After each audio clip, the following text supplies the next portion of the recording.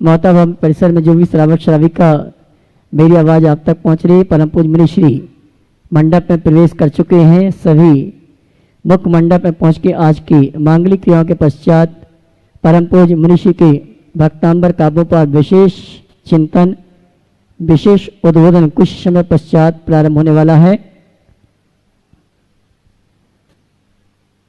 आओ गुरुवर पधारो गुरुवर, आओ मुनिवर पधारो मुनिवर, आओ गुरुवर पधारो गुरुवर, आओ गुरुवर पधारो मुनिवर, आओ मुनिवर। बोले परम पूज्य मुनि श्री प्रमाण सागर जी महाराज के पूरा परिवार आ जावे, साथ में अनिल जी, मीना जी रावत ये भी आ जावे जो हमारे कार्यालय में विशेष सहयोगी हैं, ये भी आ जावे। इसी क्रम में गायत्री ट्रस्टी अरविंद जी, लता जी नोएडा वे भी आ जाए।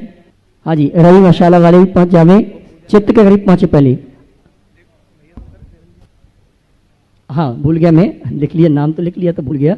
हमारे बीच में हमारे ब्रह्मचारी संजय भैया जी, उनकी माता श्री हमारे बीच पनागर से उपस्थित हैं, ये सभी पहुंचेंगे चित्त के करीब। शेफाली जी जल्दी पहुंचे, श्रीफल बाद में चला, पहले वहां चित्त के करीब पहुंच जावे। जी माँ जी, कल्लू जी गायत्री ट्रस्टी ये भी आ जावे, चित्त के करीब जल्दी पहुंचे। आइए हमारे समस्त गायत्री ट्रस्टी समस्त अतिथि आचार्य श्री के चित्त का नाम कर रहे हैं, दीप प्रज्वलन का कार्यक्रम संपन्न कर रहे हैं। और आइए सभी परिवार चित्त दीप प्रज्वलन का कार्यक्रम संपन्न कर रहे हैं। और मैं सिर्फ 2 परिवार को आमंत्रित करूंगा परम पूज्य मुनिवर के कर कमलों में साथ भेंट करने के लिए। हमारे इस अनुष्ठान के चातुर्मास के यजमान मुकेश जी पाटौदी, विजय जी पाटौदी। शास्त्र नहीं देना, सभी को शास्त्र नहीं देना, जिनके नाम बोल रहा हूँ उन्हीं को देना बस। जी महाराज जी, मुकेश जी पाटौदी, विजय जी पाटौदी जाए साथ भेंट करने के लिए। अनिल जी, मीना जी रावत जो विशेष सहयोगी हैं हमारे कार्यालय के, अपने सभी साथियों के साथ, साथ ही मुकेश जी पाटौदी, महेंद्र कुमार जी, ममता जी सरावगी गायत्री ट्रस्टी, श्रीमान देवेंद्र जी, रूपाली जी गायत्री ट्रस्टी मैयर, श्रीमान अरविंद जी, लता जी गायत्री ट्रस्टी नोएडा, और हमारे आदरणीय संजय भैया जी, उनकी माता श्री पनागर से हमारे बीच उपस्थित हैं, ये भी आ जावे।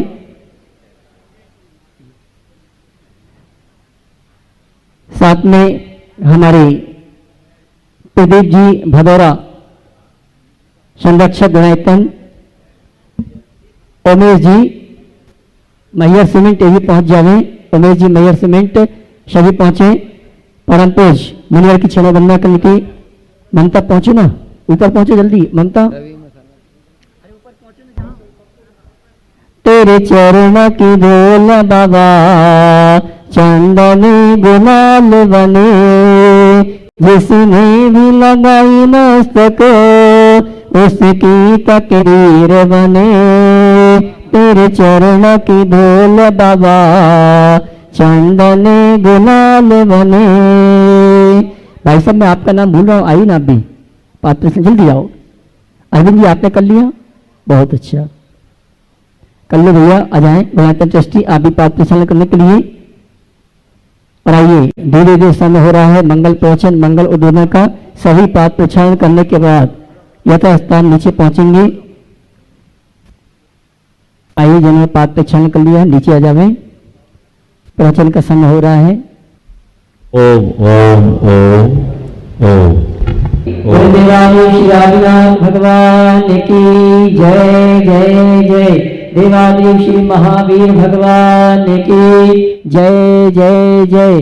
संत श्रमणी गुरुवराचार्य श्री विद्यासागर जी महाराज की जय जय जय। नवाचार्य श्री समय सागर जी महाराज की जय जय जय। गुणेतर प्रेता संका समदन भावना प्रवक्ता जन जन के संत प्रखर वक्ता बोले परम पूज्य मुनि श्री प्रमाण सागर जी महाराज की जय जय जय। मुनिवर श्री निर्वेक सागर जी, संधान सागर जी महाराज की। देवी अहिल्या की नगरी मालवा की शान इंदौर की आचार्य श्री विद्यासागर सभागार से प्रातःकालीन मंगल प्रवचन, मंगल उद्बोधन का लाभ हमें आपको प्राप्त हो, उसके पूर्व Paras channel, Janwadi channel, Adinath channel और प्रमाणिक ऐप के माध्यम से जो इस प्रवचन श्रृंखला को सुनने के लिए घर में बैठ के तैयार हैं और यहाँ पर उपस्थित समस्त श्रावक श्राविकाओं का धर्म प्रभावना समिति के साथ साथ सकल जैन समाज इंदौर हार्दिक अभिनंदन स्वागत करता है। चलते हैं प्रतिदिन की भांति आज पुनः परम पूज्य मुनिवर के श्री चरण वंदन करते हुए आशीर्वाद प्राप्त करेंगे और निवेदन करेंगे मंगल प्रवचन के लिए दोनों हाथ जोड़ेंगे और मेरे साथ दोहराएंगे। जी जी बोलेंगे हे मुनिवर नमोस्तु नमोस्तु नमोस्तु। और आइए गुरुवर के आशीर्वाद से हम और आप मंगल प्रवचन मंगल उद्बोधन का लाभ हमें आपको प्राप्त हो।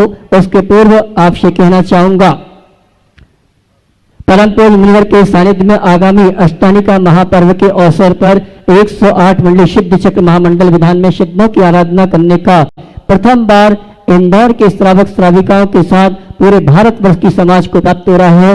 अतिशयकारी अद्भुत प्रभावना के साथ ये आयोजन 7 नवंबर से प्रारंभ होगा, 15 नवंबर को समापन होगा। वो सौभाग्यशाली परिवार हैं जो मंडल पुण्याजक के साथ अपने परिवार अपने रिश्तेदारों के साथ इस अनुष्ठान में सम्मिलित होने का सौभाग्य प्राप्त कर रहे हैं। लेकिन वो महा सौभाग्यशाली परिवार हैं जो 108 मंडल की एक साथ पूजन करने का सौभाग्य प्राप्त करेंगे।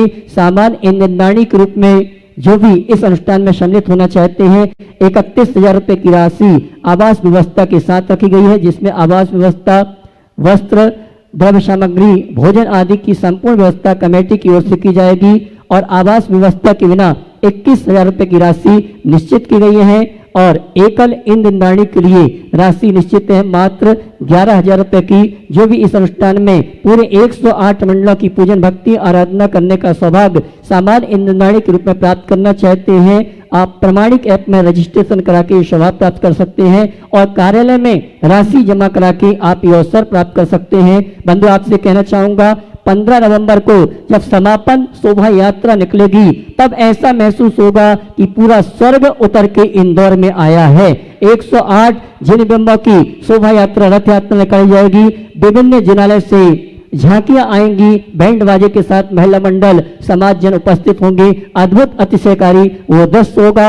इस दृश्य के साक्षी बनते हुए आप इस अनुष्ठान में सम्मिलित होने का सौभाग्य प्राप्त करें। आइए इन्हीं सूचनाओं के साथ आप सभी की ओर से परम पूज्य मुनिवर प्रमाण सागर जी महाराज से निवेदन है अपनी दिव्य देशना के माध्यम से सदुपदेश देकर हम सभी का मार्ग प्रशस्त करें। दोनों हाथ उठा के जयकारा लगाएंगे। बोले परम पूज्य मुनि श्री प्रमाण सागर जी महाराज की। ओम। सभी लोग अपने दोनों हाथ जोड़ लें और मेरे साथ महामंत्र के स्मरण के लिए अपना मानस त्याग।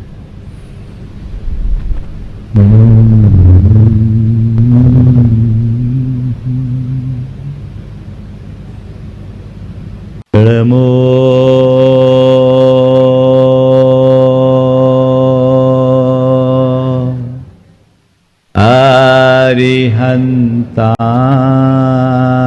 अरिहन्ताणम्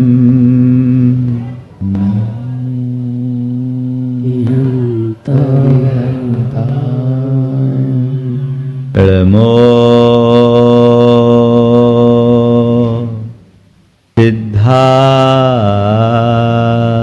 सिद्धाणम्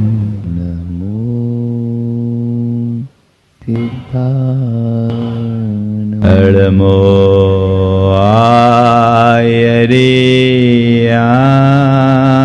आयर्याणम्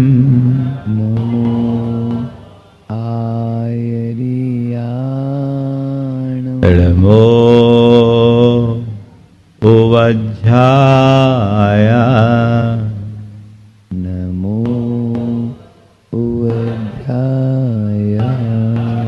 नमो लोये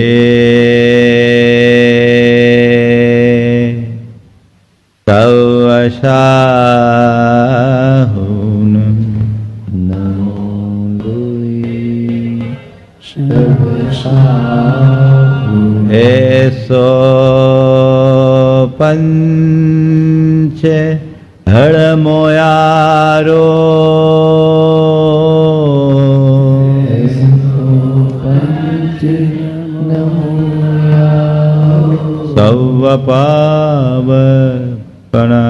सर्वपावपनाशिनो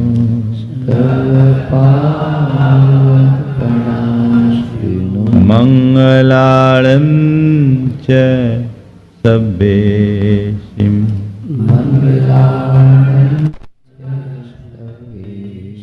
परमं हो मंगलम।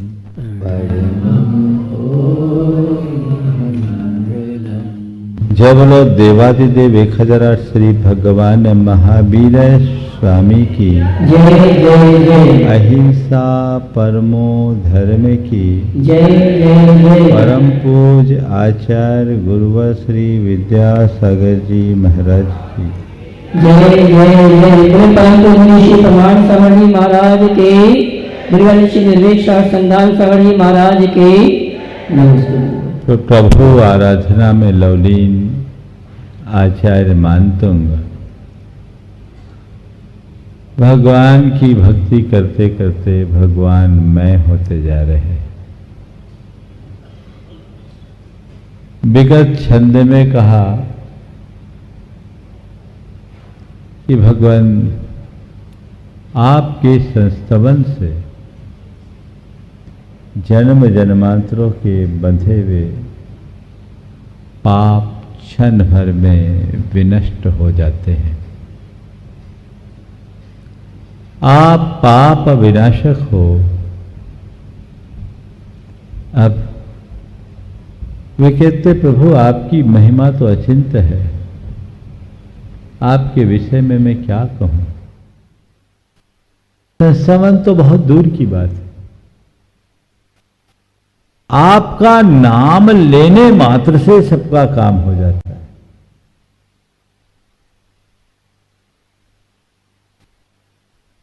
ये जीवन में एक अचिंत प्रभाव बन जाता है। बड़ी अद्भुत बात अगले श्लोक छंद में की जा रही है। पहले छंद लूं, उसके अर्थ को समझे, फिर इसके संदर्भ में जो विशेष कथनीय बात है वह सब करी जाएगी। आस्ताम तवस्तवन मस्त समस्त दोषम।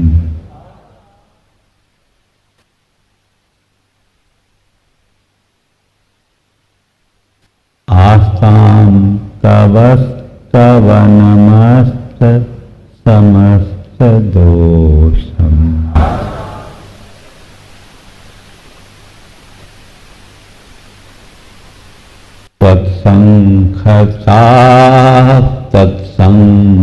तत्संखथापि जगतां दुरितानि हन्ति।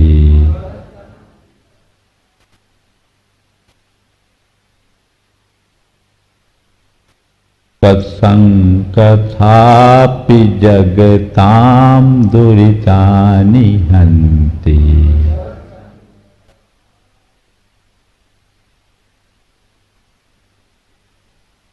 दूरे सहस्र किरणः कुरुते प्रभैव।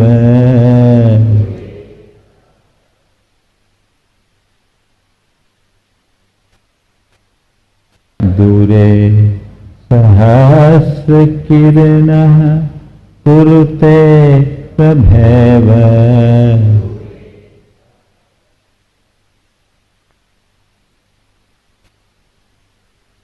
पद्मा करे सुजल जानि विकास भांजी।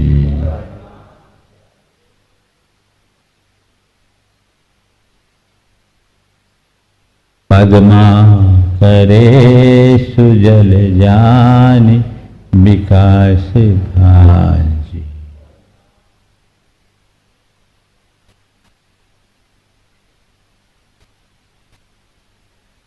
कह रहे हैं हे भगवान, तौ अस्त समस्त दोषम स्तवनम।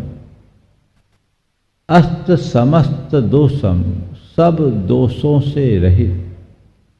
तव स्तवनम, आपका स्तवन। दूरे आस्ताम, दूर रहे। एक तरफ आपका दोष रहित स्तवन तो अलग ही बात है। आस्ताम दूर आस्ताम दूर रहे।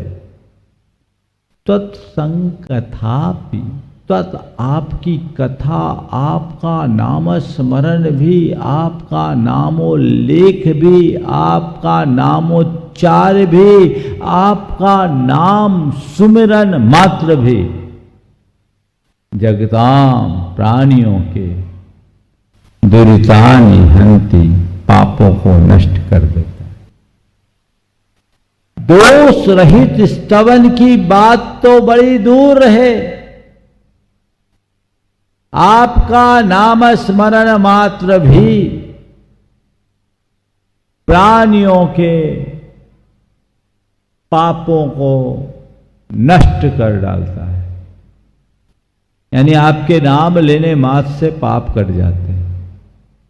फिर उदाहरण कितना अच्छा है। दूरे सहस्त्र किरणा प्रभैव कुरते पद्माकरे सुजलजानि विकास भांजी प्रभा एव कुरते।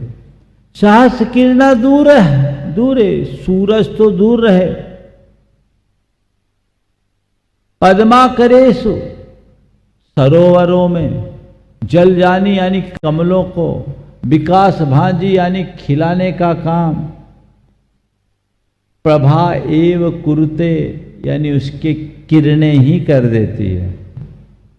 हम लोग जानते हैं कि सूर्य के उगने से कमल खिलते हैं, सूर्यास्त होते ही वो मुखलित हो जाते हैं। तो कमलों के खिलने में सूर्य की बड़ी भूमिका होती है। तो कह रहे सूरज आके थोड़ी खिलाता है, सूर्य तो दूर है, लेकिन दूर रहने वाले सूर्य की किरणों से ही कमल खिल जाते हैं। ये तो उसका सामान्य अर्थ हुआ।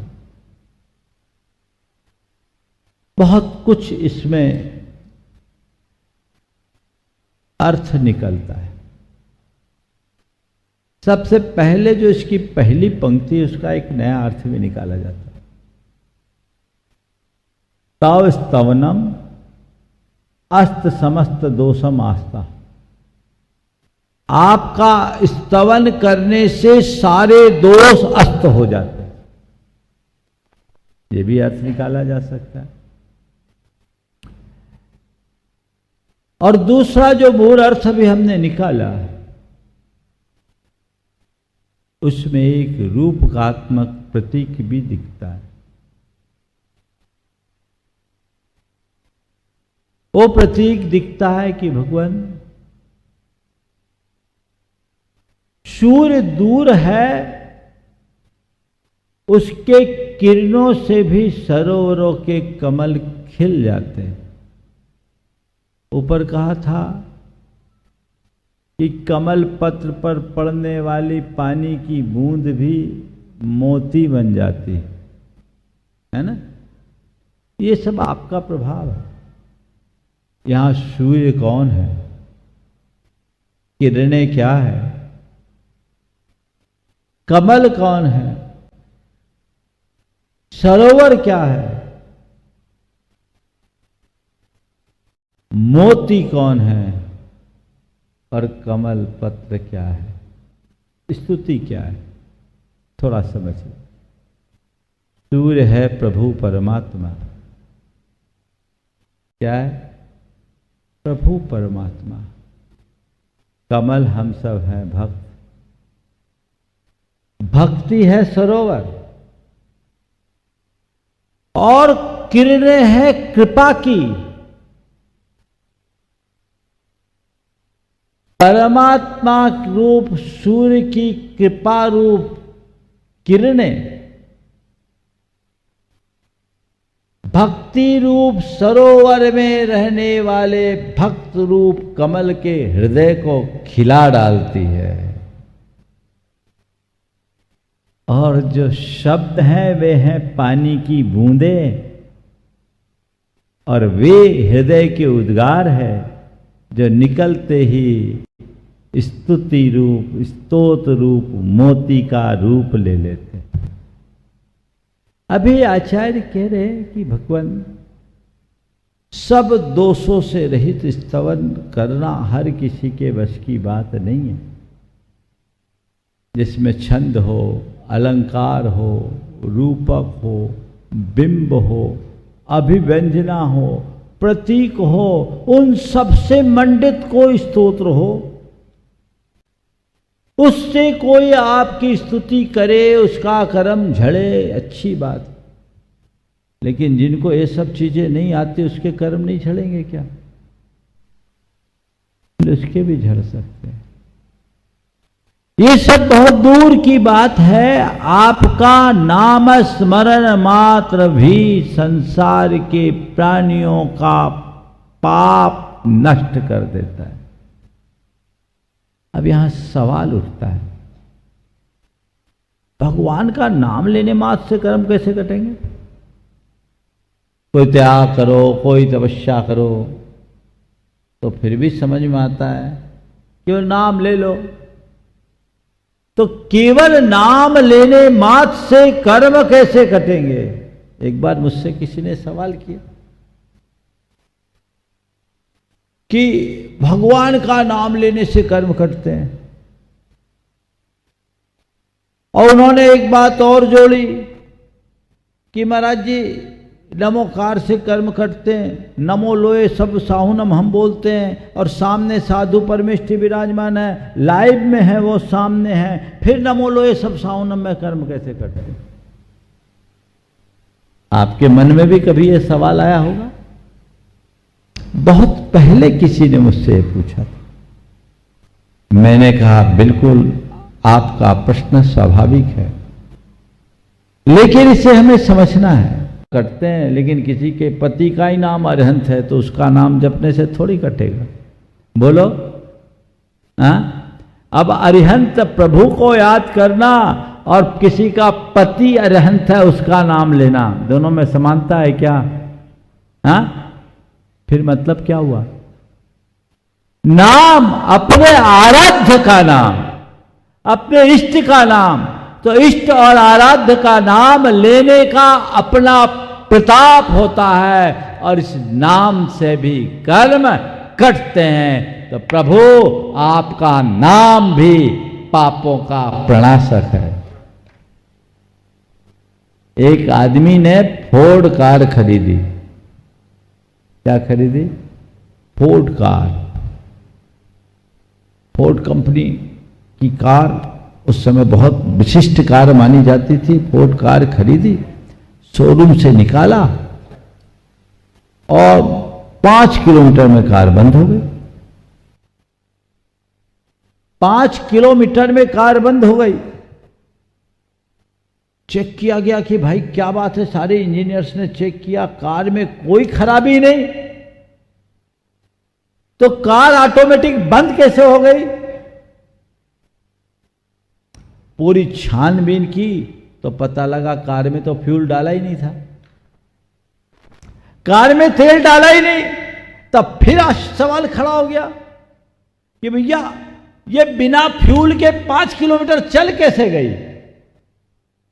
बिना फ्यूल के 5 किलोमीटर चल कैसे गई? तो कंपनी वालों ने कहा इतना तो नाम से ही चल जाती।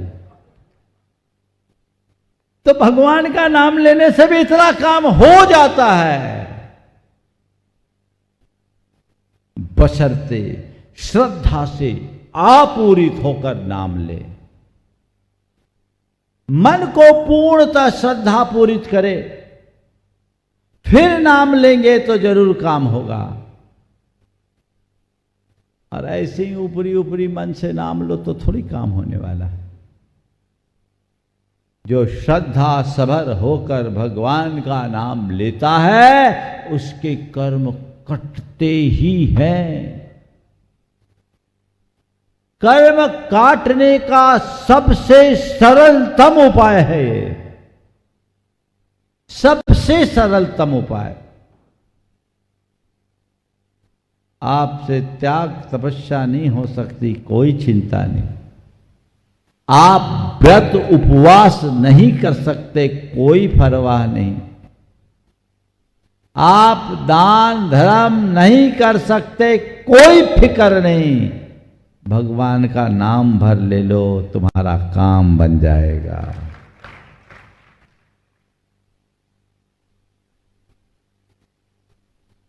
तुम्हारा नाम लेने से मेरा सब काम होता है। तुम्हारा क्या बिगड़ता है, मेरी किस्मत सुधरती है। किसी की पंक्तियां, तत्संकथापि जगताम दुरितानि हन्ति।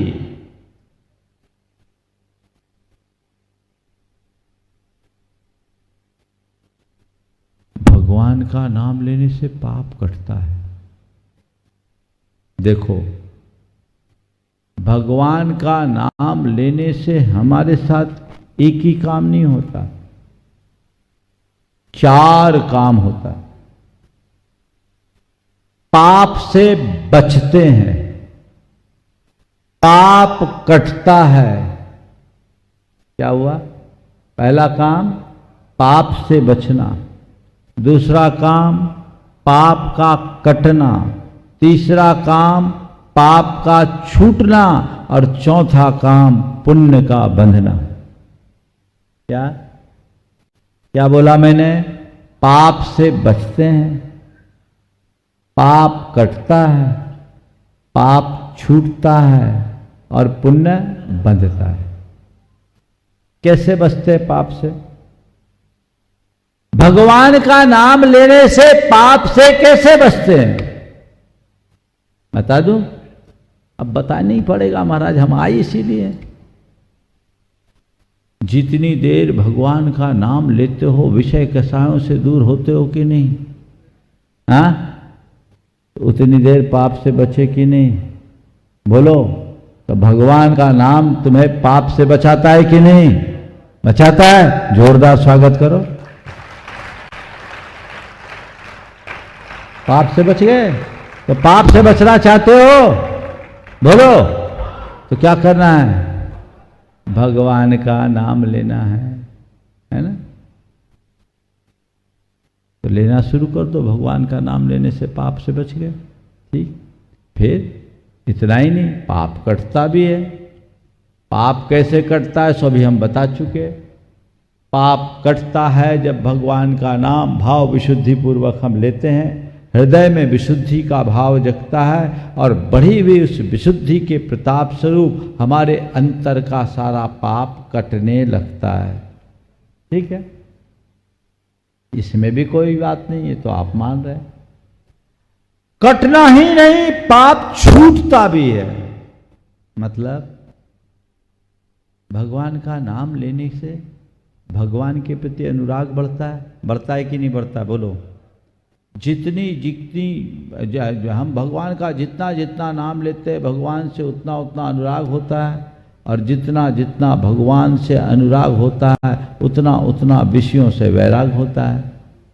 भगवान की अनुरक्ति ज्यों ज्यों बढ़ती है, विरक्ति का भाव बढ़ता जाता है। और विरक्ति है क्या? पाप को छोड़ने का नाम ही तो विरक्ति है। इसी का नाम तो वैराग्य है।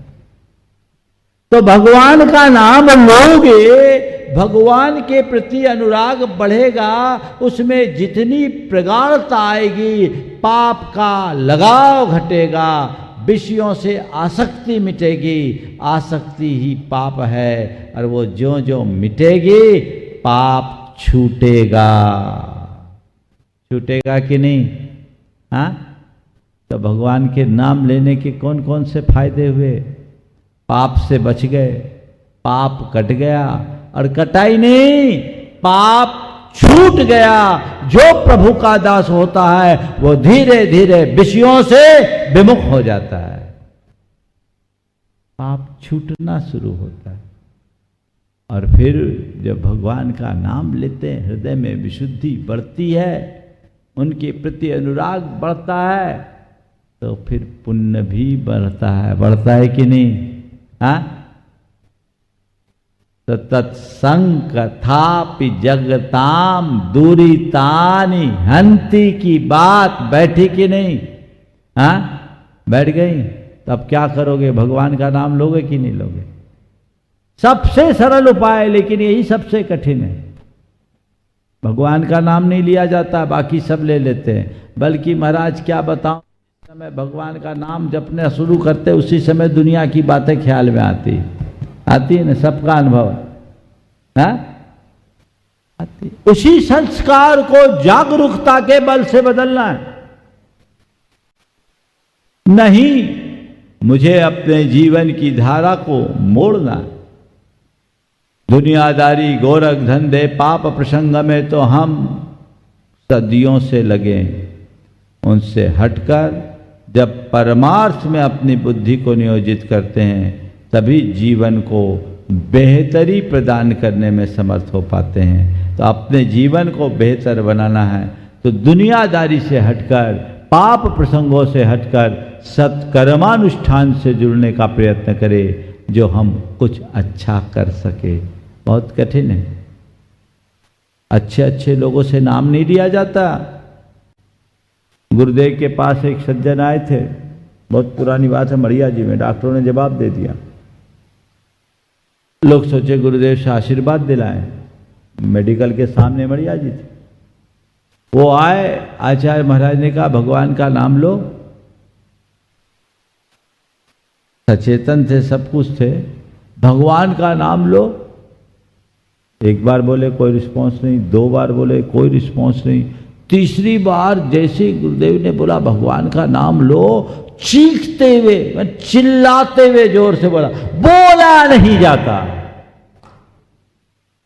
आचार्य महाराज ने अपना सिर पकड़ लिया, संबोधा, गया काम से। घंटे भर बाद उसका खेल ही खत्म हो गया, चला गया। बिरले भाग्यशाली लोग होते हैं जिनका भगवान से अनुराग होता है और अंत समय तक नाम ले पाते हैं। तो नाम लो, नाम सुमरन का अभ्यास करो, सब छूट जाए, बस भगवान का नाम ही हमारे मन में रम जाए। देखो हमारे देश में एक परंपरा है, नोट गिनते हैं ना, तो शुरुआत कैसे करते? राम, एक को राम बोलते, राम, फिर 2, 3, 4, 5। महाजन लोग पहले ऐसे ही करते थे। अब आजकल के लोगों की कहानी,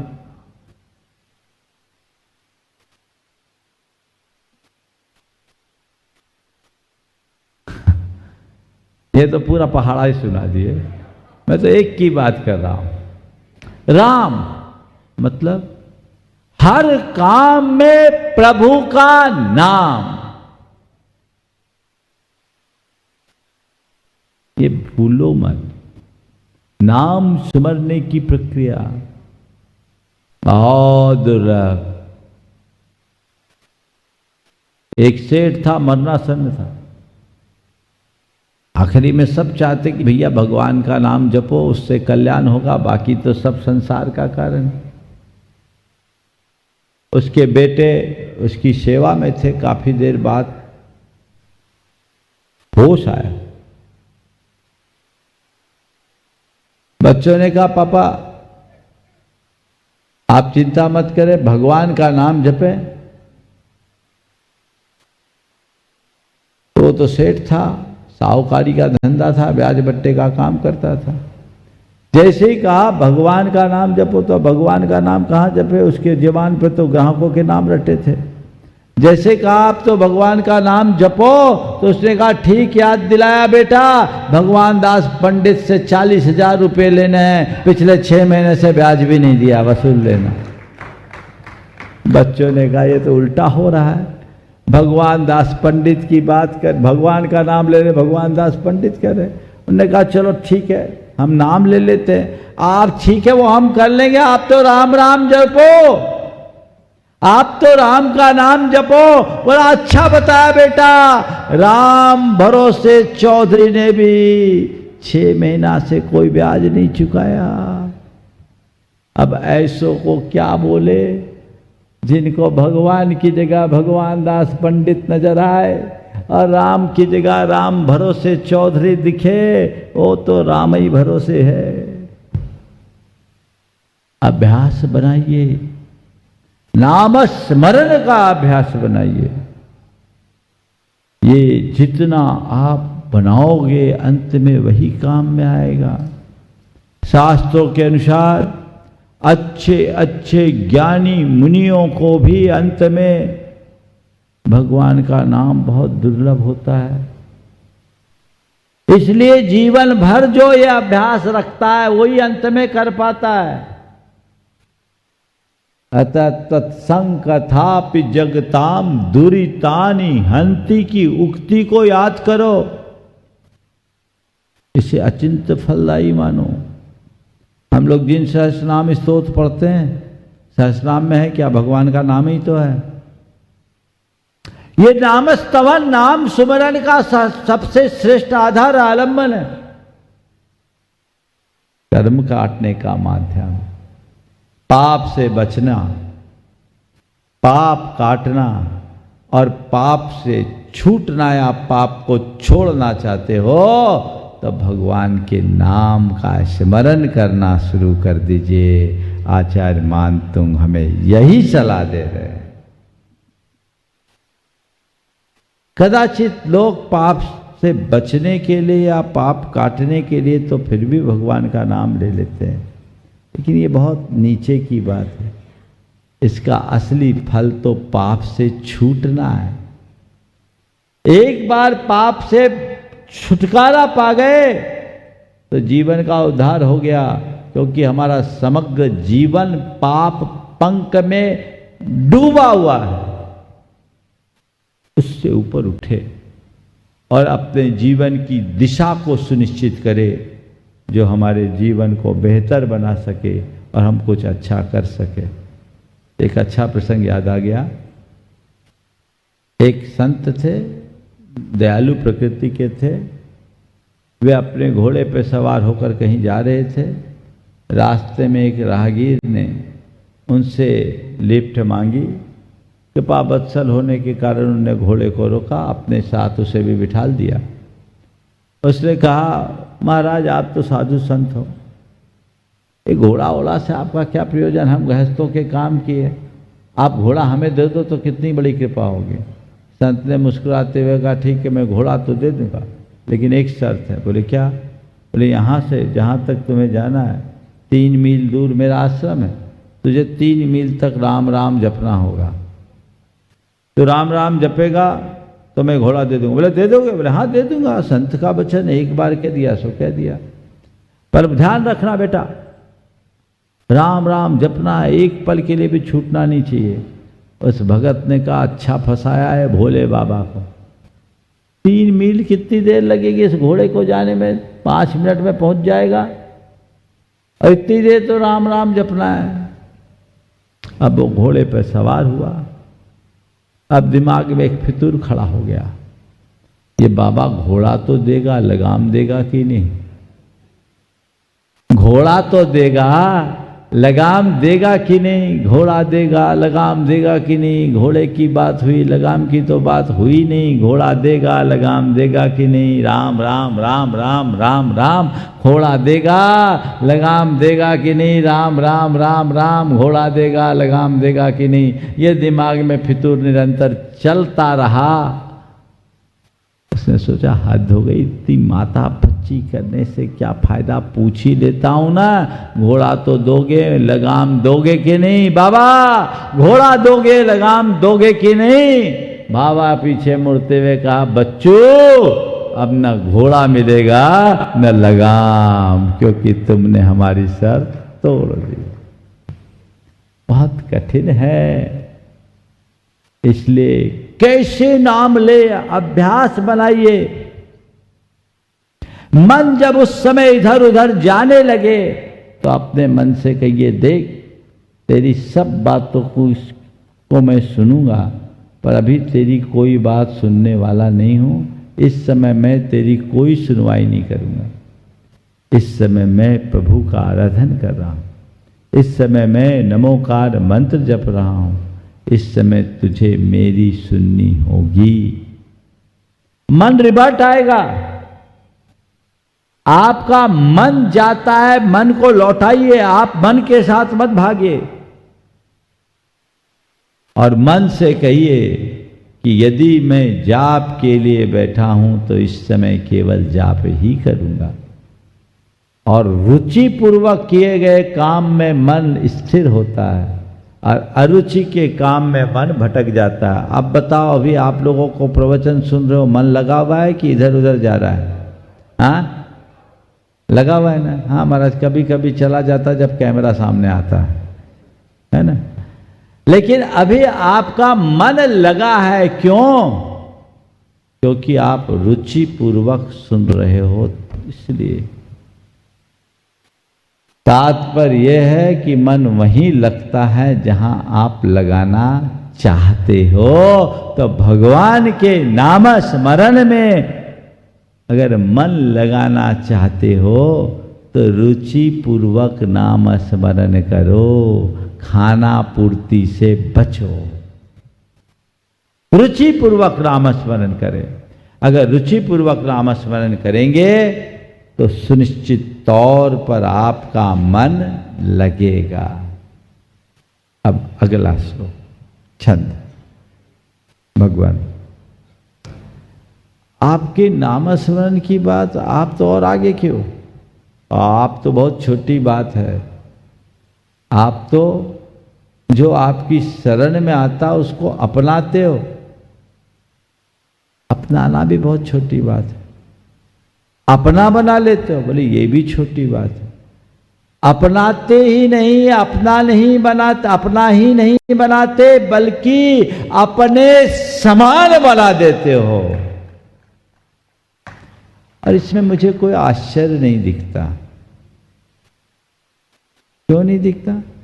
क्योंकि ऐसा होना ही है। बना देते हो, इसमें कोई आश्चर्य नहीं। आपकी शरण में आने के बाद कोई आप जैसा न बने, इसमें आश्चर्य है। पारसमणि के संसर्ग में आने वाला लोहा सोना बने, इसमें क्या आश्चर्य है? क्या आश्चर्य तो तब है जब लोहा सोना न बने। देखिए कितनी प्रेरक बात अगले छंद में कही जा रही। नातद्भुतम भुवन भूषण भूतनाथ तुल्या भवन्ति भवतो ननु तेन किं वा।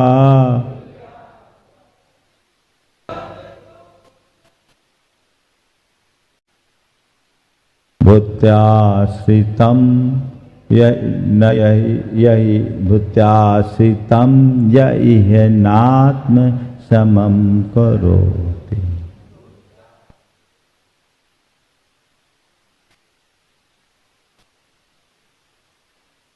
हे भगवान, न अति अद्भुतम, इसमें कोई अद्भुत आश्चर्य नहीं है।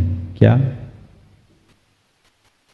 हे भुवन भूषण, हे तीन लोक के भूषण, हे भूतनाथ, हे प्राणियों के नाथ। ना अति अद्भुतम, ये कोई अद्भुत कोई आश्चर्य की बात नहीं। क्या?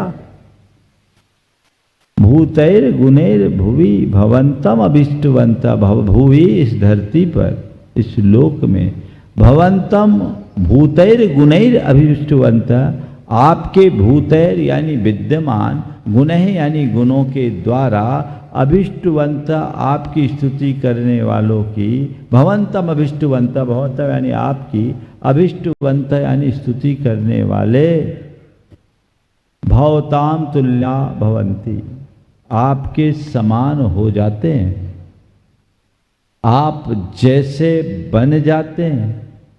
इसमें कोई आश्चर्य की बात नहीं है। ना तद्भुतम भुवन भूषण भूतनाथ, हे भुवन भूषण, हे भूतनाथ, भवंतम भूतैर गुणैर अभिष्टवंतः भवताम तुल्या भवन्ति इति न अति अद्भुतम। हे भुवन भूषण, हे भूतनाथ, आपके विद्यमान गुणों गुणों के माध्यम से आपका स्तवन करने वाले यदि आपके समान बन जाते हैं तो इसमें कोई आश्चर्य नहीं। फिर क्या है? न तेन किम्बा, इसमें क्या है? कोई बड़ी बात नहीं है। क्यों? तो कह रहे भूत्याश्रितम यही नात्म समम करोति। इस श्लोक में आत्माश्रितम, अपने आश्रित रहने वाले लोगों को सेठ साहूकार भूत्या यानी धन वैभव देकर आत्मसमम न करोति। क्या नहीं करते? जरूर करते हैं। तो ये तो कोई भी कर देता है। छंद का भाव, ये छंद बहुत विशिष्ट है। थोड़ी बात आज करूंगा, बाकी कल करूंगा। देखिए, सबसे पहली बात कि भगवान आपके विद्यमान गुणों के द्वारा आपका स्तवन करने वाला व्यक्ति यदि आपके समान बन जाता है तो इसमें कोई आश्चर्य नहीं है। क्योंकि लोक में भी सेठ साहूकारों की कोई सेवा करता है तो वो अपना धन उसे देकर अपने समान बना लेता है। तो आप तो तीन लोक के नाथ हो, भुवन भूषण हो, भूतनाथ हो। ये तो होगा ही, होने में कोई आश्चर्य नहीं, ना होने में आश्चर्य। इस भक्तामर में कई आश्चर्य। सबसे पहला आश्चर्य तो ये कि आचार्य मानतुंग जैसे महान मुनि को राजा भोज जैसा राजा बंधन में डाल रहा है। यह आश्चर्य है। दूसरा आश्चर्य, बंधन में डालने के बाद भी वे अपने बंधन की परवाह नहीं कर रहे हैं। ये दूसरा आश्चर्य। तीसरा आश्चर्य, उस बंधन में भी वे भगवान का स्तवन कर रहे हैं। ये भी आश्चर्य है ना। और चौथा आश्चर्य, भगवान का स्तवन कर रहे हैं और बाहर का बंधन कट रहा है, भीतर का भी बंधन टूट रहा है। ये आश्चर्य है ना। इन आश्चर्यों के साथ ये बोल रहे भगवान आपके समान कोई बन रहा है, इसमें क्या आश्चर्य की बात? कोई आश्चर्य नहीं। ये तो होना ही है, होता ही है, होना ही चाहिए। आप कहो तो मुझे कोई फर्क नहीं पड़ता। जैन दर्शन में भक्ति का मूल लक्ष्य क्या है? बंदे तद्गुण लब्धे, आपके गुणों की प्राप्ति, भगवान की शरण पाना, भगवान की कृपा पाना, ये हमारे भक्ति का लक्ष्य नहीं है। भगवत्ता को उद्घाटित करना ही हमारी भक्ति का लक्ष्य है। जैन दर्शन एक ऐसा दर्शन है जो कहता अप्पा सो परमप्पा, आत्मा ही परमात्मा है।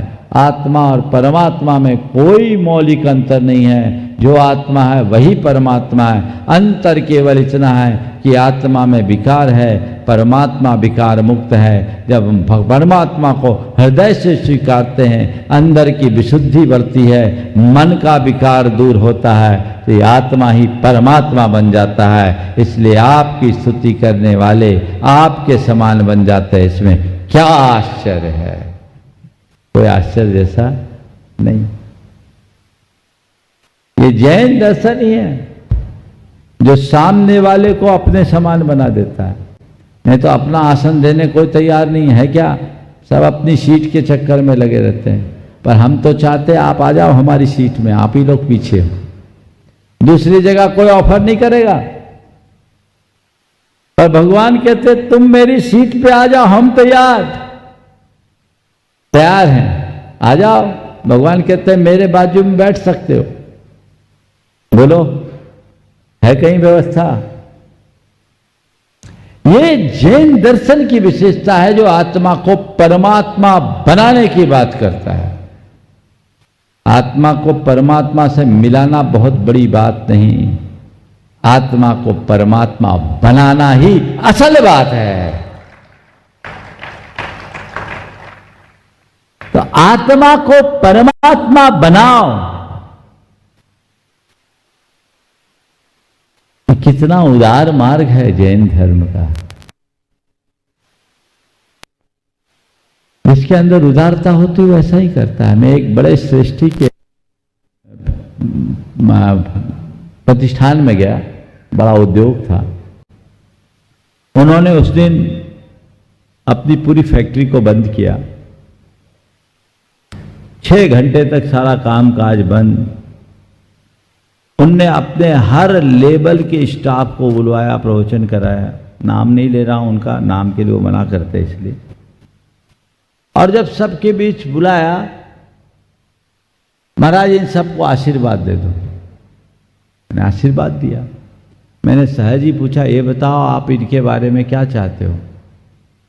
ने छूटते ही कहा, महाराज सब मेरे जैसे बन जाए ऐसा आशीर्वाद दे दो। सब मेरे जैसे बन जाए ऐसा आशीर्वाद। कौन उद्योगपति चाहता है कि उसके 4th ग्रेड का कर्मचारी भी उस जैसा बन जाए? लेकिन जिसका हृदय विशाल होता है वह कुछ ऐसा ही सोचता है। समझ गए? तो नाति अद्भुतम, इसमें कोई अद्भुत बात नहीं, कोई आश्चर्य की बात नहीं। 5 मिनट और लगेंगे। इसमें कोई आश्चर्य की बात नहीं, इसमें कुछ अद्भुत नहीं है। ये तो है ही, ना हो तो आश्चर्य। आप लोग पूजा बोलते हो तो पूजा में आप लोग बोलते हो, अपनो बिरद निहार के कीजे आप समान, है ना?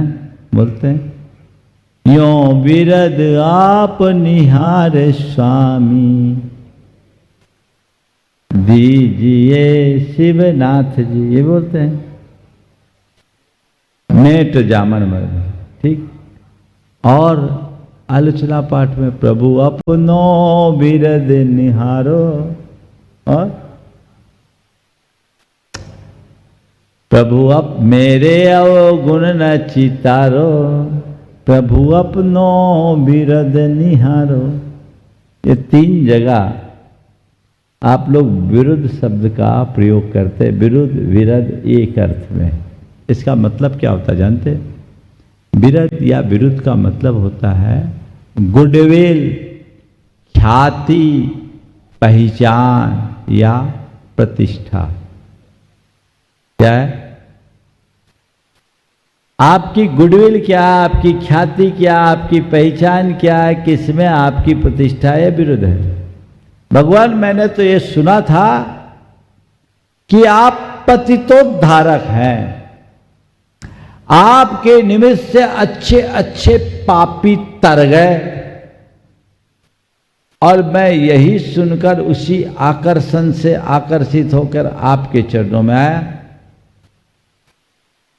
पा गया मैं पापी हूं, पक्का है, और आप पतितोद्धारक हो, ये भी पक्का है। अब मैं आपकी शरण में आया, आप मेरा उद्धार करोगे तब तो ठीक ही है। आप पतितोद्धारक हो, आपके साथ टाइटल लगा है, और मैं पापी हूं, मेरे साथ पापी का टाइटल लगा है। अगर आप मेरा उद्धार नहीं करोगे तो मैं तो पापी का पापी ही बना रहूंगा, लेकिन आपका नाम खराब हो जाएगा। इसलिए अब आपकी शरण में आ गया।